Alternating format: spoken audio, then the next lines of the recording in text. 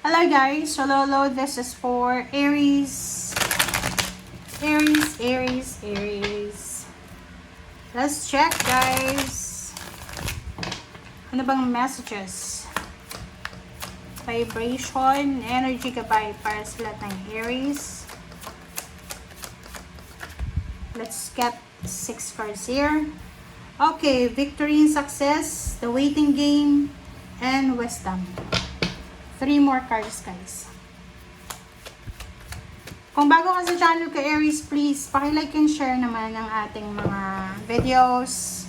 Mag-follow ka and subscribe para press mo yung notification bell button para ikaw yung unang makapanood.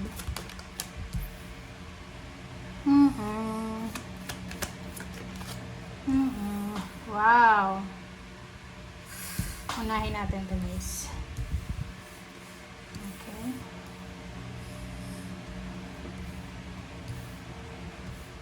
Okay. Aries, simulan natin dito. Meron ditong mga Aries na matagal nyo nang hinihintay to. Maybe you're waiting for something. You're waiting for ano bang hinihintay mo? Papeles, dokumento, approval, confirmation, letter, completion, ano ba? Basta may hinihintay ka dito, nag-aantay ka. And siguro sa ngayon, ito ay para doon sa mga unemployed ha. Sa mga unemployed, walang trabaho na Aries. Sa mga walang trabahong Aries, kung may hinihintay kayo, is either nag-aantay kayo, like student pa lang kayo, college student. 55 to eh. Diba? Tingnan nyo guys. I hope nakikita nyo. Financial and material changes, tapos wisdom, and waiting game. Ang barahan yan, sinasabi ng barahan na to na kailangan mo maging patient, okay? Pwedeng wala kang pera sa ngayon kasi unemployed ka, but sabi ng barahan sa'yo dito na huwag kang mawala ng pag-asa, okay? Iwasan mo maging emosyonal, okay? Aries, wisdom, gamitin mo daw yung isip mo. Like, pwede naman yun, di ba? Like, halimbawa, unemployed ka. Bakit ka unemployed? Kasi may inaasikaso kang papeles. May sakit ka. Nasa wheelchair ka. Buntis ka. Kakapanganak mo pa lang. So, or estudyante ka. Wala ka pang pera eh. So, sabi ng bara sa'yo na habang naghihintay ka, pwede mo daw na pagyamanin yung isip mo. Alam mo nyo sa ngayon, napakadali na lang ngayon eh. Kasi sa panahon namin, mahirap mag-research eh. 'Di ba? Kasi sa panahon namin, kakaano pa lang no ng computer eh. 'Di ba? So, mahina pa yung kuryente dati. Lalo kung sa probinsya ka nakatira, sa mga computer shop, hindi pa ganyang klase yung computer yung may ulo pa. 'Di ba? Sa likod. And ngayon, parang kahit nga sa Facebook, pwede ka na mag-research eh. Kahit sa may ChatGPT na, diba? So, ang dami-daming pwedeng pagkukunan ng information. May mga library ngayon na online library, pwede sa physical.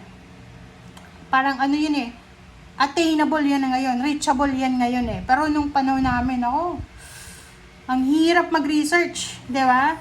So, dito sa barahan mo, sinasabi ng barahan na kung nasa standby mode ka, kasi ito waiting game na to, ang waiting game is standby mode to eh. Like for example, wala munang trabaho sa company, so nag-aantay muna kayo ng mga,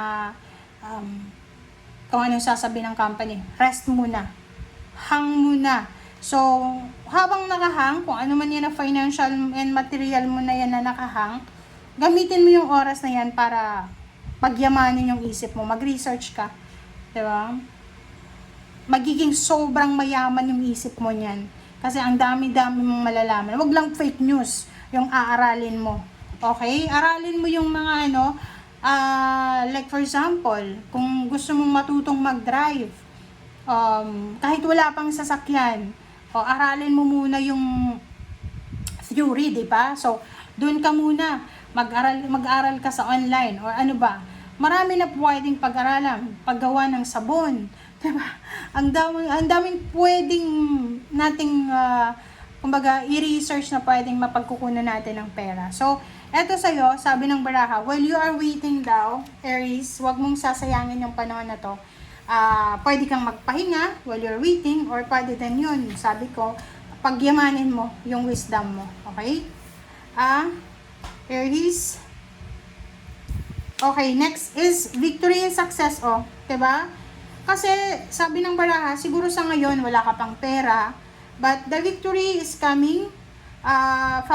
There's a public recognition, awards, rewards, promotion, salary increase, higher position, appreciation, financial windfall, financial breakthrough. There's a travel, positive movement forward, and yun, recognition and awards, and lahat ng klase ng tagumpay ay mapapasayo. So, wag kang mawala ng pag-asa kung wala kang ginagawa sa ngayon. Kung nasa standby mode ka ngayon, i-take advantage mo yan. Magpahinga ka, mag-diet ka, mag-exercise ka, mag-practice ka ng ng mga healthy lifestyle, healthy regimen ng ganon. Mag-yoga ka, mag-pilates ka, so whatever na pwedeng makatulong sa'yo na para mag-improve yung buhay mo, gawin mo siya. Okay? Even we should be thankful sa mga nangyayari sa atin, mga hang-ups, mga delays, stagnant, kasi minsan may purpose yan. I know someone, may kilala ako, na as in, overtime siya ng overtime. Trabaho siya ng trabaho, as in, kahit Christmas, birthday ng mga kapamilya niya, fiesta sa kanila, hindi siya umuuwi kasi trabaho siya ng trabaho. And then, bigla siyang nagkasakit. Yun. Yung pagkakasakit niya na yun, doon niya na-realize na, nasobrahan pala siya ng trabaho. And yung stagnant moment na yon, habang siya ay nagagamot, na-realize niya na, so siguro kailangan ko ng pahinga, pero since hindi ko yung ginagawa, the universe, ginawa na ng universe yun para makapagpahinga siya. And sa kanya din yun kasi overworking, diba? Overworking yun. So, talagang magkakasakit siya. So, noon, na-realize niya na, kung may mga disappointments, yung disappointments na yun, minsan, blessing in disguise yun. Kung hindi siya nagkasakit, hindi siya titigil sa kakatrabaho. Hindi siya makakapagpahinga, diba? Waiting game. Sabi ng baraha sa'yo dito na there's several options and choices. So, sabi ng baraha, maghintay ka. Kailangan mong maging patient ka sa paghihintay mo. Aries. Travel ba yan? Parang nakikita ko gusto mong mag-travel or gusto mong umalis, lumipat ng bahay ba? Yun yung hinihintay mo, makapag-travel. Diba? Dami naman. Dito sa baraha mo na to, Aries, mag-iingat ka lang. Lalo na kung magta-travel ka ha. Kung magta-travel ka, Aries, kailangan mong pag-isipang mabuti. Yan. Choice and option siya. So, kung magta-travel ka, gusto mong pumunta ng ibang bansa, or ano ba yan, gusto mong gawin, kasi sinasabi ng baraha sa'yo dito na kinakailangan mo daw guys na pag-isipang mabuti kasi pwedeng ma-scam ka. Doon sa mga Aries na gustong pumunta ng abroad, ng ibang bansa, maging careful kayo sa mga agencies na posibleng pupuntahan nyo kasi baka mga scammer yan. So, ingat-ingat kayo. Okay? Huwag magpadalos-dalos. Okay, wisdom. Diba? So, this is parang confirmation sa sinabi ko sa'yo kanina. So, habang stagnant ka, habang wala kang ginagawa, kung unemployed ka man, maghanap ka daw ng pwedeng mapagkakakitaan. Like, yun, sa online, na hindi ka aalis ng bahay, or ano pa man.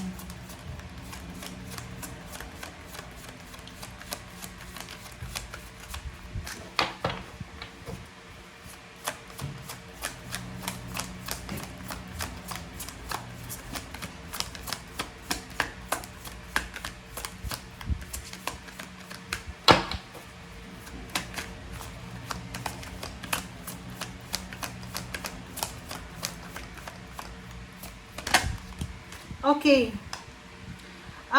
Meron ditong mga Aries na yun, nagmamadali kayo eh. Masyado kayong nagmamadali para sa tagumpay nyo. So, parang nagiging sobrang aggressive na naman kayo. Parang nangyari na to dati eh. Aggressive ka, hindi ka makatulog sa gabi sa pag-iisip. Kasi minamadali mo eh. Ang sabi ng bara sa'yo dito guys, kailangan nyo daw maghintay. Hindi mo makukuha yung victory and success sa isang gabi lang. Okay, and wag kang maniniwala sa easy money. Yan, yung mga tao na yan nasasabihin sa'yo, magiging mayaman ka sa isang linggo. No. Nine of Pentacles, positive movement forward. Diba? Sabi ng bara sa'yo dito, Aries, na kung hindi ka pa OFW, nasa Pilipinas ka pa, yung pangingibang bansa or pag-alis sa lugar kung nasan ka man sa ngayon, ay posibleng yan yung makakatulong sa'yo para matupad mo yung mga financial wishes mo. Pero kung nasa ibang bansa ka na, kung plano mong lumipat ng ibang bansa pa na mas mayaman na bansa, ituloy mo yan guys kasi yan ay talagang doon mo makukuha yung swerte. Yung bansa na pupuntahan mo ay yan yung magdadala sa'yo ng sobrang swerte. And dyan mo mahahanap or dyan mo matutupad yung mga pangarap mo, lalo na sa usaping pinansyal. Okay, recognition and rewards. Last card tayo, Aries.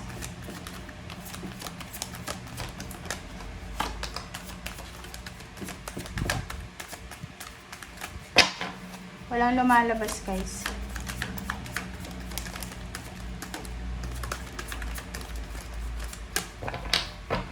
Wala talaga.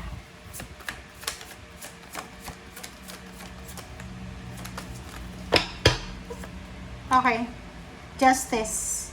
Oh, 'di ba?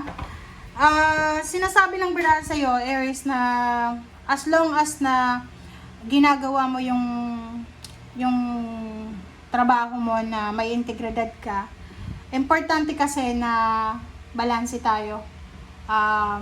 Sinasabi ng barahan na maging mindful ka, maging careful ka na yung ginagawa natin ay walang maapektuhan, lalo na yung batas. Okay? Thank you guys. Bye!